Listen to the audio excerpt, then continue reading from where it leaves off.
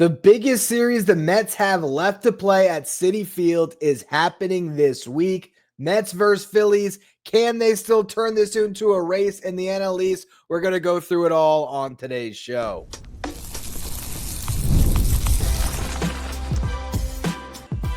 You are Locked On Mets, your daily New York Mets podcast. Part of the Locked On Podcast Network, your team every day.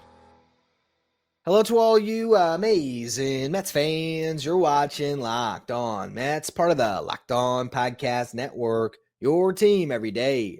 I'm your host, Ryan Finkelstein. I've been covering the New York Mets on this show since the 2019 season. It's the only podcast that covers the Mets 7 days a week throughout the regular season. If you want to find some of my written work, you can do so over at justbaseball.com, where I work as the editor-in-chief.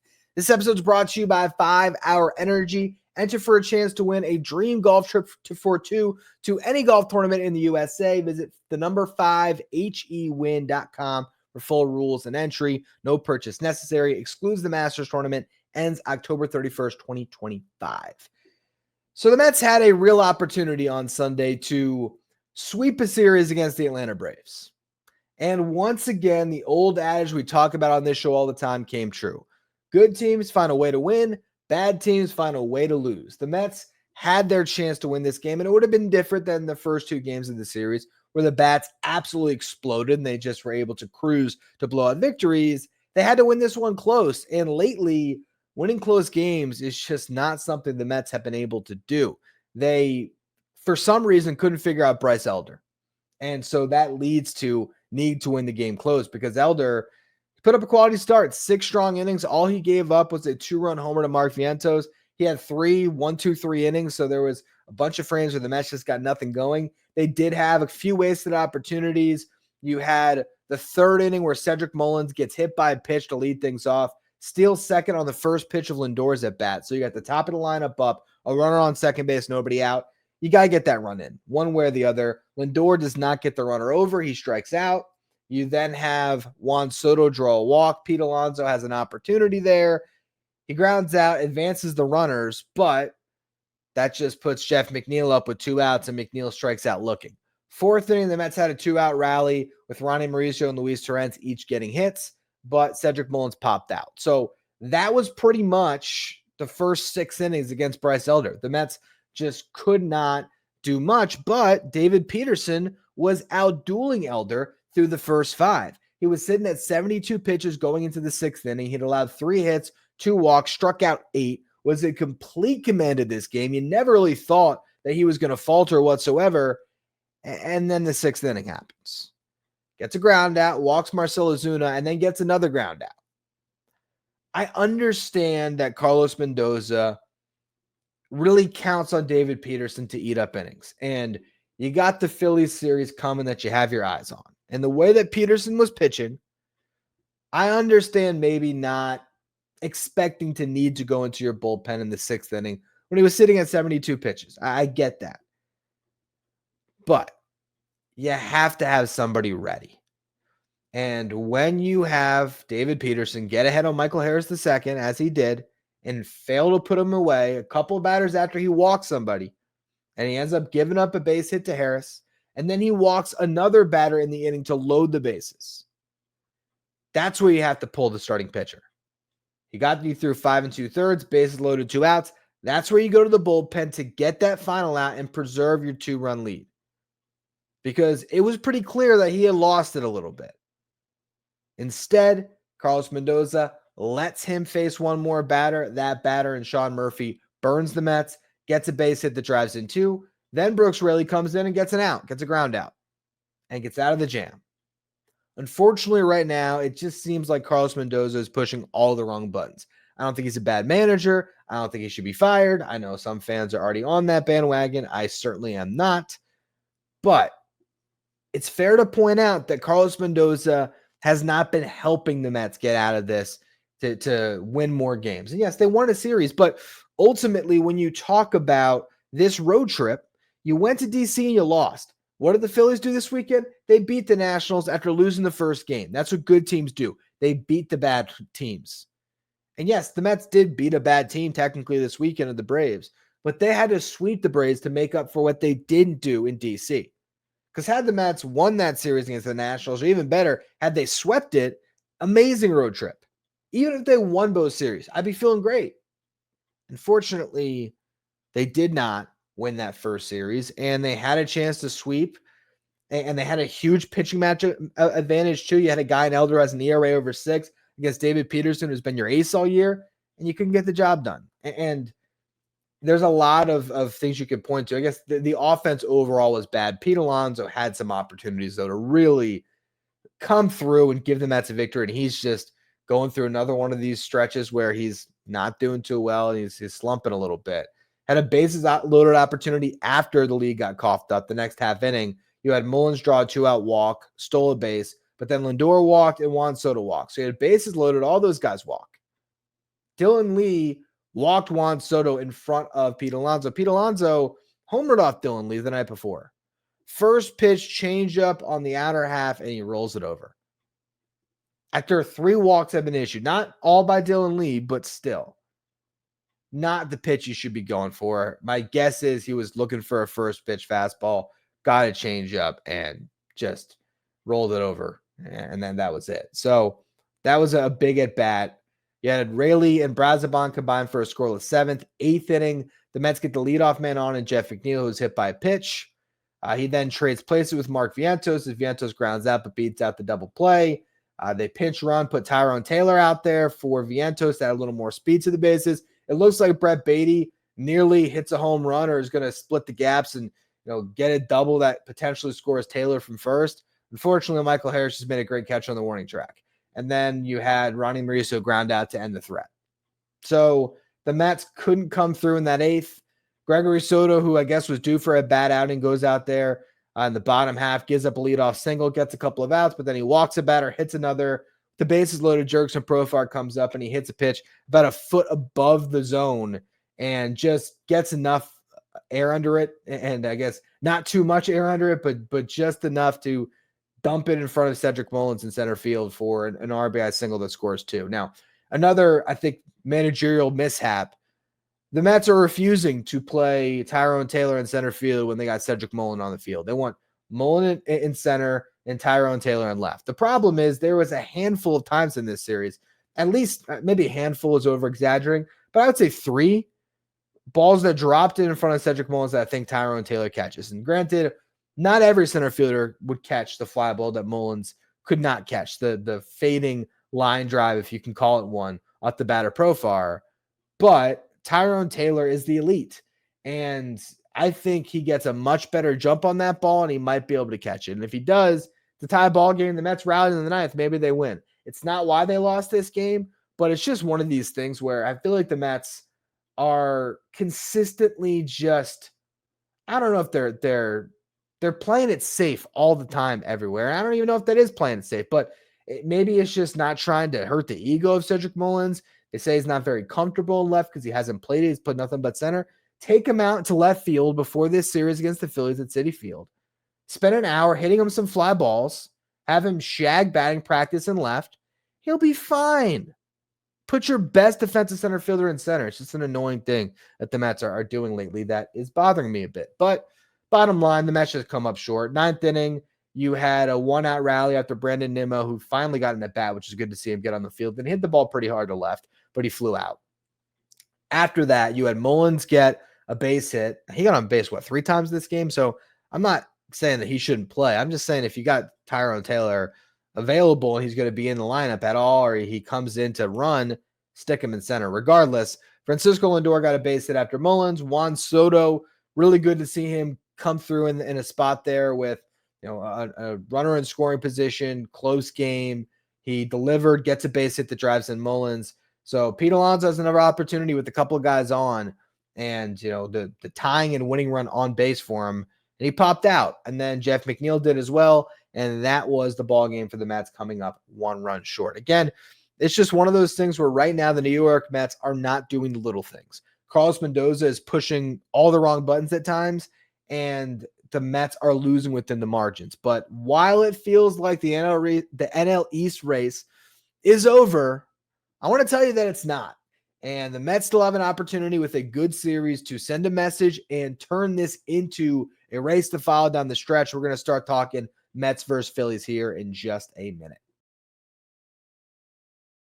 Today's episode is brought to you by 5 Hour Energy. It's time to fuel up and turn it up with 5 Hour Energy Transfusion. This grape ginger and lime flavored shot brings the iconic taste of a golf course favorite to a non-alcoholic boost. Perfect for sinking birdies or making great memories with friends. It's a hole-in-one for your energy game. Whether you're out on the course or just need a little extra push to power you through your day, 5 Hour Energy Transfusion delivers that clubhouse flavor you love without ever leaving the greens. Golf is all about good times with good people and good flavors. The grape ginger lime flavor of the 5 Hour Energy Transfusion shot will give you the best part of your clubhouse go-to without leaving the course or chasing down that beverage cart. Now you can amp up the fun even more. Just buy, snap, and enter for a chance to win a dream golf trip for 2 to any golf tournament in the USA. Tee up that trip. Visit the number 5hewin.com for full rules and entry. No purchase necessary. Excludes the Masters tournament. Ends October 31st, 2025. If you're watching on YouTube today, do me a favor and hit that subscribe button. Help us get closer to our next goal of 15,000 subscribers. We are nearly there. I'd love to get there by the end of this season. Appreciate all of you who continue to subscribe. Since the All-Star break, the Philadelphia Phillies are 21-13. That is the third best record in baseball. The Mets, they're 14-19. That would be sixth worst. The Mets are right now currently 7 games back in the National League East with 32 games left to play. Can they actually do it? Can they actually find their way back into this NL East race and end up winning the division for the first time in a decade? I'm here to tell you that it's possible, and history tells us it is possible. I hate to bring up some bad memories, but we're going to talk about 2007. The New York Mets had held a 6-game lead in the National League East on August 27th. That was the final Monday in the month of August. And the Mets were going to square off against the Philadelphia Phillies in Philly for a 4-game set. They would get swept in that 4-game series. Had the Mets split that 4-game set, they win the National League East.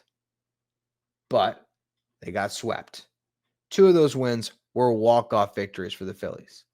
Now, the crazy part is we don't remember this necessarily, but the Mets reeled off 10 of 12 after that series before they faced the Phillies again. They were able to regain the 4 games that they lost, and they picked up another one, which gets to what we all remember, and I don't need to get into. The Mets having a 7-game lead with, 19 left to play? And we all know how that story ended. Mets got swept at home by Philly, and their spiral would go from there as the Phillies were able to find their way past the Mets into the playoffs. Phillies got swept by the Rockies that year, but the next year they would win the World Series, and that started a 5-year reign of terror for the Phillies in the NL East, where they won the division every single year. They hadn't won for a decade until last season when they finally won the NL East once again for the first time since 2011. Now, I know bringing up this tragic piece of Mets history before a Mets-Phillies series probably doesn't inspire much confidence, but I think it just shows you that you never know how a season will play out until you see it unfold. And while I don't expect the Phillies to blow a 7-game lead with 19 left, I don't think it's outside the realm of possibility for the Phillies to blow a 7-game lead with 32 games left, especially with these 2 teams about to play head-to-head. Because the Mets can actually show something this week, all of a sudden you could be looking at a completely different picture. You know, if the Mets were to beat the Phillies, and then they got the Marlins coming to town for 4, and then they beat the Marlins. So if they go 5-2 this week, and let's say the Phillies obviously lose the series to the Mets, and they play the Braves for 4 games. And let's say somehow the Braves find a way to win that 4-game set. All of a sudden, you pick up 3 games, you're 4 games back going into next week. 4 games back with a full month left to play. You still never know. I have been texting some of our Locked On Mets insiders, and there's a lot of angst with Mets fans right now. And I had one of the insiders texting me, and he said, this is 2007 again for the Mets. And I beg to differ. I said, this doesn't feel like 2007 to me.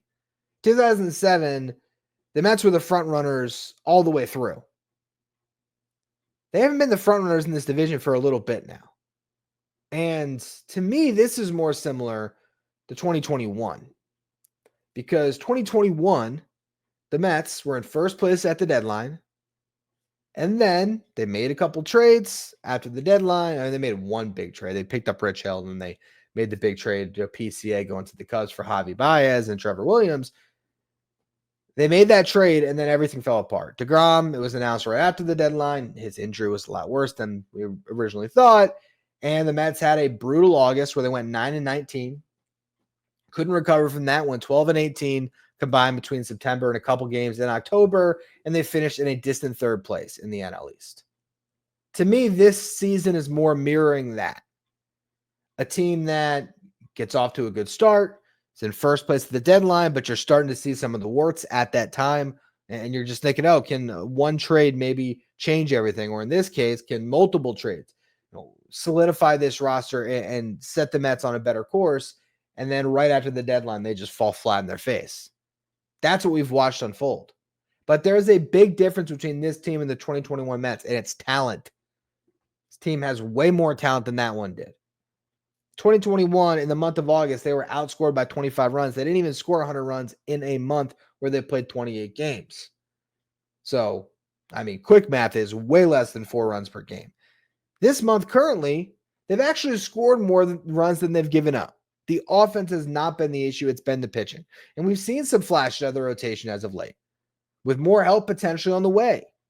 If the Mets can stabilize their pitching staff and the bats stay hot, they could go on a run. And the other thing I want to mention that can give you a little bit of, I don't even know if I would call it hope, but just an example of how anything is happening. Anything is possible in a baseball season. A week ago, everyone was saying the NL Central was done. The Brewers had that division locked up. Well, in the past week, the Brewers and the Cubs played a 5-game series. I guess they were making up a rain and it was going to be a 4-game set. The Cubs won 3 of 5. And then they carried that momentum into the weekend and they swept the Angels. Meanwhile, you had the Brewers lose a series to the Giants. So just like that, the Cubs pick up 3 games in a week. You never know what can happen. Now the Cubs are 5 games out and they're feeling like they got a shot again. If the Mets lose this series against the Phillies or they get swept in embarrassing fashion, yeah, you could probably call the NL East race a wrap. But you still play this Phillies team 7 times. And this year, you're 4-2 against Philly. You swept that first series at Citi Field, and then you lost the series at Citizens Bank, but you took one of those games, so 4-2. And we all know what happened in the playoffs last year. So if the Mets still can have the Phillies number, especially at home, you can make them sweat a little bit. I don't think that the Phillies are head and shoulders better than the Mets, as I think some would suggest. So that's what I want to do to close out the show here. We're going to preview the series, but I also want to sort of preview what these teams have on their roster down the stretch. Because I think on paper, the Mets have a better team. They just have not shown the ability to play up to the talent that's on their roster. So we'll go through all that here to close out the show in a minute. Today's episode is brought to you by FanDuel. August 26th is officially FanDuel Futures Day, a brand new holiday for football fans who live for bold predictions and preseason hunches. For just 24 hours, FanDuel is giving you deals on NFL season predictions. So whether you're calling your MVP or eyeing a long shot division winner, or if you're ready to crown your Super Bowl champion before week 1 officially kicks off, this is your moment. Crown your division champ in August. Maybe you like the Bills to win their division, or maybe you like them to win the Super Bowl. Maybe you're looking at Jaden Daniels to win the MVP at plus 1,000. You can find all of that over at FanDuel. Visit the FanDuel app today and start planning your futures bets now, because Futures Day is one day and one day only. FanDuel, play your game. If you're an everydayer who always tunes into the show, make sure you become a Locked On Mets insider. It's our texting service where you get updates from me anytime news breaks from the Mets. You can ask me questions anytime, take part in our Locked On Mets sign photo giveaways, and get a live graphic sent to your phone each day so you know the starting lineup without ever having to go on social media. If you want to be a Locked On Mets insider, find the link in the episode description or go to subtext.com YouTube.com/LockedOnMets. So let's compare these two teams right now. Starting 9 for the Philadelphia Phillies on their best day: Trey Turner, Kyle Schwarber, Bryce Harper, Alec Boehm, JT Realmuto, Nick Castellanos, Brandon Marsh, Harrison Bader, and Bryson Stott. And sometimes they'll mix Max Kepler in there with Brandon Marsh sliding over to center, and they'll bench Bader. So Kepler still gets some time as well. That's their group. Let's go through the Mets lineup. Francisco Lindor, Juan Soto, Pete Alonso, Mark Vientos, Brandon Nimmo, Jeff McNeil, Brett Beatty. Right now, unfortunately, Luis Torrens, and then Cedric Mullins. On paper, the Mets lineup is deeper and better than the Phillies. The Phillies right now have two guys who have hit 20 home runs this season. They got Kyle Schwarber, one of the best home run hitters of baseball, with 45. Schwarber might get some MVP votes this year. And then they got Harper with 21. I believe their next highest guy when it comes to home runs is Trey Turner with 14. Look at the Mets now. They got 420 home run guys: Lindor, Soto, Alonso, Nimmo. Brett Beatty's 15 home runs would be third most on the Phillies. And now they got Mark Vientos, who has just turned a corner too. So if you look at offensive firepower, the Mets are the better team. This year, by OPS and WRC plus and home runs, the Mets have been better than the Phillies. By WAR, they've been better than the Phillies offensively, or with their position player group. The one place where the Phillies have been better, scoring runs, because they've been better with runners in scoring position. But the Mets have made some strides over the last couple of weeks in hitting with runners in scoring position. Has not been perfect. If they had a couple more hits with runners in scoring position on Sunday, they would have swept the Braves. But to me, when I look at these two teams on paper, I don't think the Phillies are better than the Mets offensively. I just think they know how to win right now, and the Mets don't. And then on the pitching side of things, drastically different. The Phillies have a very consistent starting rotation. But let's take a little bit closer look at who is in that rotation right now and what will they look like down the stretch as far as winning this division and into the playoffs. Christopher Sanchez is a legit ace. He's probably going to get some Cy Young votes. I think he might end up maybe top 3, but at least top 5 in the Cy Young voting. So that is one stud they have. Ranger Suarez, when he's healthy, is great. 3.25 ERA in the season. Jesus Luzardo has been very inconsistent this year, but his stretches of brilliance have been really impressive when he's on. And then you have Aaron Nola, who had a better start on Sunday coming off the IL. It's his second start since being injured. First start was bad. This one was pretty good. On the season, those ERA is over 6. And then you got Taijuan Walker sitting with a 3.44 ERA that is very unsustainable, but he is getting the job done for the Phillies in what might be his final year of that 4-year deal, unfortunately. It was 2022, 2023, 2024. This might be the 4th year of that deal. I can't remember if he was part of the 2022 Mets. I don't believe he was. I always forget that one, but it does not matter right now. You look at what the Mets have compared to the Phillies in their rotation. Now, if Kodai Senga and Sean Manaea got right, the Mets would have a better rotation than the Phillies. Now, that sounds crazy, but I would take Senga over Suarez. I would take Manaea over Luzardo. I would take Christopher Sanchez over David Peterson. But I think the Mets trio, if Senga and Manaea pitched the back of the baseball card, would be right there with Philly. And then if you're talking about number 4s, Aaron Nola, who has not pitched well this year compared to Nolan McLean, who's been amazing in his first couple starts and looks like at times he might be the best pitcher the Mets have right now. I just think the Mets' potential for what their rotation could be is actually comparable to the Phillies, not to mention they have more depth because they got Tyler McGill coming off the IL soon here. Brandon Sproat could be up any day now. Andrew Painter, you could say the same thing for the Phillies, but Sproat's having a slightly better season than Painter, and he's been better as of late. That is before his outing on Sunday, as they pitch Brandon Sproat at the bullpen to prepare him if he ever does need to fill that role for the Mets. And he gave up 7 runs, 5 of them earned on 7 hits and 2 walks. So a rough outing for Sproat. Maybe that means the Mets need a starting pitcher this week is Jonah Tong that gets the call instead of Brandon Sproat, but that's a topic for another day. I just think the Mets have more depth in their rotation. I think these bullpens are comparable. The Phillies bullpens obviously outperforming the Mets right now, but I think the names on paper count. So I'm going to say all this. I'm going to get comments. I'm sure they're already there right now in this video for those of you who are still tuning in. who are saying, what's with all the optimism? The Mets have been terrible. The Phillies have been way better. There's no comparison right now. What I'm saying is baseball is a strange sport. Momentum comes and goes, and you never know when you're going to grab it. The New York Mets are not a worse team than the Phillies on paper. They do not have worse players. Their roster was not constructed worse than the Phillies roster. The Phillies, though, have proven commodities atop their lineup. Guys that have been winning games for a long time with Kyle Schwarber, Bryce Harper, Trey Turner, even Nick Castellanos. And they're finding a way to win games, and part of it is they're getting much better pitching than the Mets. And that's the real difference. I say on paper, the Mets can be comparable with the Phillies. But in actuality, by production that we've seen, the Phillies are head and shoulders better. What would have to happen for the Mets down the stretch is the addition of Nolan McLean and maybe even Jonah Tong, because now it's starting to seem more and more feasible that Tong could come up, and he has been as dominant as any pitcher in minor league baseball this season.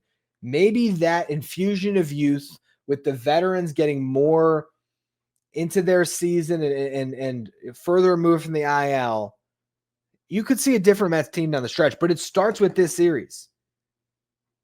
The Mets would not want us as fans to give up on them right now, the end of August, with 32 games left to play. They'd say, look what they made out of short samples last year where they just turned it on and could reel off 8-9 wins in a row. The Mets have to do something like that at some point if they actually want to get in this race. And they should not be giving up on the division, just waiting around for the playoffs at the end of August. Because if you do that, if you just have your eyes set squarely on the wild card, a wild card that's still very winnable. The Reds did win on Sunday, so they picked up a game, but it's still a game and a half lead for the Mets right now in that wild card race. If you're just waiting for the playoffs, good luck, because for one, you're not going to have any momentum when you get there, and the Reds might just sneak up on you and grab you and take that final spot away from you. So there has to be that urgency in this series to get the job done. And the Mets have lined it up the way they think is best. And look, the way Brandon Sproat pitched on Sunday, they very well could be right. They know their players a lot better than I do. They got coaches giving them reports. They have way more data. Ultimately, they're the ones that make the decisions for a reason. But we're going to see how Kodai Senga pitches tonight on regular rest, and we're going to see how Manaea pitches in regular rest, and we're going to see how Nolan McLean pitches in regular rest. And through all of that, we will learn if the Mets made the right call or not.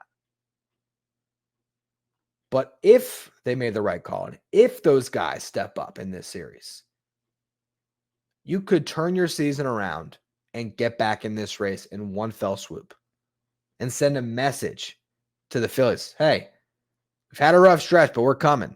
That's what you can do if you're the Mets in this series. But they're going to have to beat some tough lefties. They got Christopher Sanchez going tonight. Sanchez, 2.46 ERA on the season, likely to finish top 3 in Cy Young again. So, or top 5. Regardless, he has been outstanding this season. You got Kodai Senga going up against him. His 2.58 ERA is close to Christopher Sanchez's, but you have to know the full story at this point with Senga, which is he has not pitched to that ERA lately. That's the only reason why his 1.47 that he had when he got hurt has turned into a 2.58. So we'll see how that goes. Tuesday, Jesus Luzardo versus Sean Manaea. And then Wednesday, if you can get to a rubber match, I love the Mets in this series because it's Taijuan Walker versus Nolan McLean. And while Taijuan Walker's been very good this year, the underlying data will tell us that he has been very fortunate as well. He could absolutely be a star that you can tattoo in the final game of this series, especially with that confidence of having Nolan McLean on the bump. So we'll see. The Mets clearly went to this series thinking that their best course of action was to get McLean into this series. I think that's why they set things up the way they did. That's why they kept Brandon Sproat in AAA. And we'll see if it ends up panning out for them. But this is a huge series for the New York Mets. It's a moment in time for them to step up and show that this race isn't over. Because you still play 4 in Philly in September. And so if you're able to just chip away, and this week is your best chance to because you're going head-to-head. I mean, if you sweep the Phillies, you're 4 games back just like that. Now, if you win the series, you pick up 1, so you're 6 games back. But again, if you're able to beat up on the Marlins and take 3 of those games, and the Phillies end up taking only 1 game against the Braves, or maybe they split their set, maybe you sweep the Marlins. You take advantage of this homestand, you could go into September within 5 games of the Phillies, and then you really got a good chance. You still have some tough teams on the schedule after that, but if this rotation can find its footing, and I think it's a lot closer than it was a couple weeks ago before Nolan McLean came up, if they can get their rotation on track, I think that'll really help them get that bullpen on track, and then they just got to keep swinging the bats the way they have lately. Because this lineup is deep and will be dangerous come October if they can get there. It's just about getting there at this point.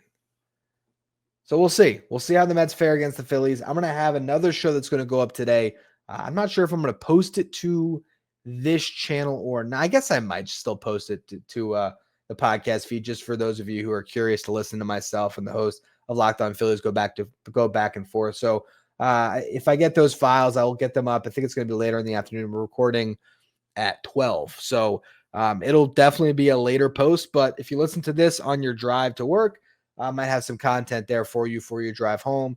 And then, of course, we'll have full shows throughout this week, breaking down everything going on in this series. And, of course, keeping our eyes towards Syracuse and what could be coming, as this is the last week for the New York Mets to call up any of the guys that are in Syracuse or even in Binghamton, technically, who are not on the 40-man roster. If they want to make any of those guys like a Dylan Ross, the reliever we keep talking about, like Brandon Sproat or Jonah Tong, they want to make any of those arms available come October, they're going to have to make a roster move this week. They don't have to add them to the active roster. They can just add one of those guys to the 40, which is sort of tip their hand that they are planning to call them up in September. But those are the things that we're going to be monitoring throughout the rest of this week. And it should be a really thrilling one. We still have some real estate left in this baseball season. It's not time to take that for granted, because once we get to the offseason, no matter what happens this year, trust me, once you get through that initial, if it is a disappointment because the season doesn't go the way the Mets like, whether that means they lose in the playoffs or don't make it there, once you get through that initial disappointment, we're all going to be going stir crazy when there's not baseball for us to tune into every single day and follow what's going on. So enjoy them while we got them. That's going to be all again for this show. As always, thank you for listening. Make sure you follow, rate, and review wherever you get your podcast. If you're watching on YouTube, hit that subscribe button. Help us get closer to our next goal of 15,000 subscribers. Thank you for making Locked On Mets your first listener, your first watch every day, not for your second watch. Check out Locked On MLB Game Night, the show that'll take you around all the action in Major League Baseball with insight from our local experts and league-wide experts who will take you through all of the action. You can find Locked On MLB Game Night on the Locked On MLB YouTube channel, as well as the Locked On MLB podcast feed.